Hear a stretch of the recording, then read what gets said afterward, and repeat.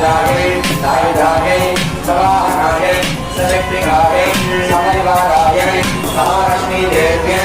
नागवल्लीधरप्रदयलो कुम्भमेश्वरस्मैरकर्चिराम सकृताः Eva